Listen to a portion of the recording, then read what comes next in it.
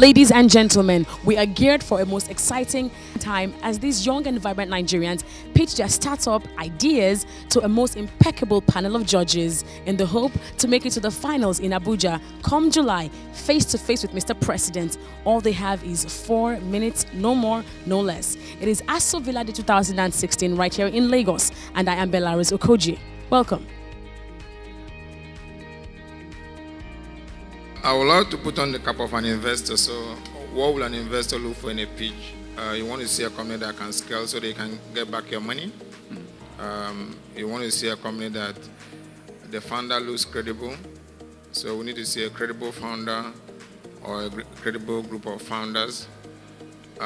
Usually we will prefer a company that has more than one founder because two heads are better than one always. I'm here to see what's the next level of Nigerians are going to come up with, and I'm hoping to be pleasantly surprised. So I have an open mind right now. So I pitch Talent Base, and we are an HR software. So we're basically managing and helping automate HR processes for SME market in Nigeria. I present to you the G1 Grid Meter, and it's a product, it's not an idea. This is the Grid Meter.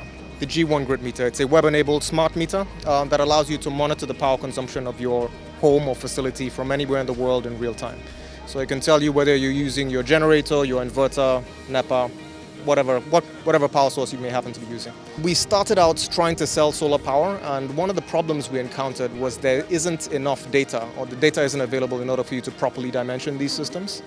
So we looked for a tool that could gather this data, and we couldn't find one, so we built one ourselves. And after the fact, we sort of realized, oh, there's so many other things that you can use this tool for, even if you're not considering solar power.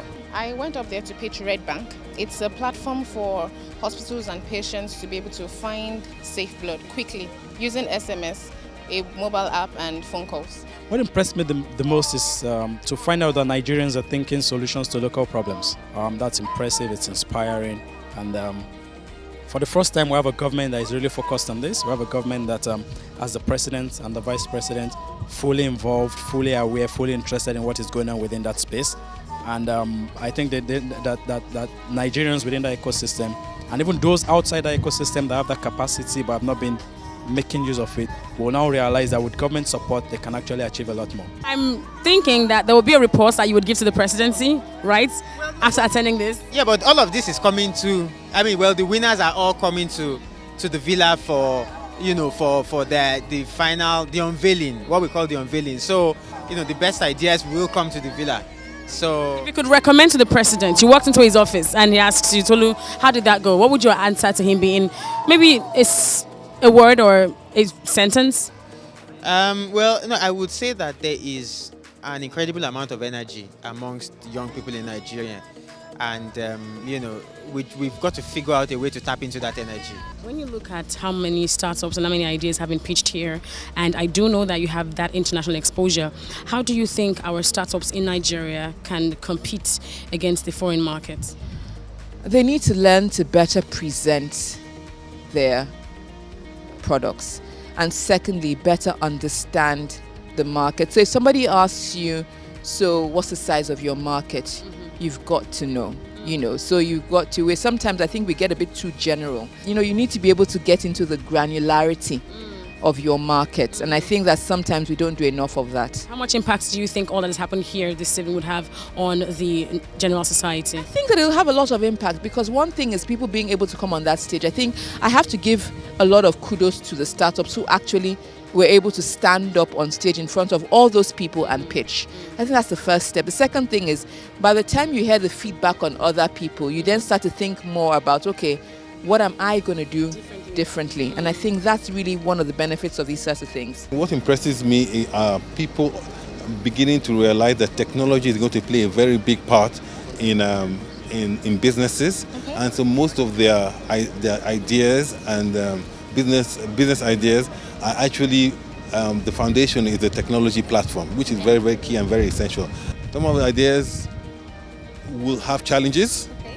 Some of them are great. Some of them are just using technology to just create scale, make things more cost effective, and most importantly, convenience for customers.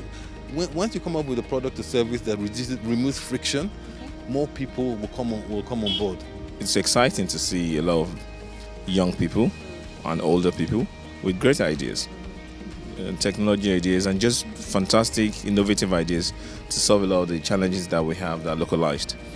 I think this showcases that the opportunities are there, the potentials are there. It's now how do we harness this and move things forward. And that's it, Lagos. Aso Villa Day 2016, the Lagos edition, has officially come to a close. Big shout out going out to the panelists and the judges who sat through the entire process, where every pitcher came on the stage and pitched their ideas and their startups. And of course, good luck to everyone out there who came on the stage to pitch their ideas. Here's hoping that you make it to the finals in Abuja, where you come face to face with the president, all right, at the finals. I'm Bella Rozokoji. Thanks for watching, and bye-bye.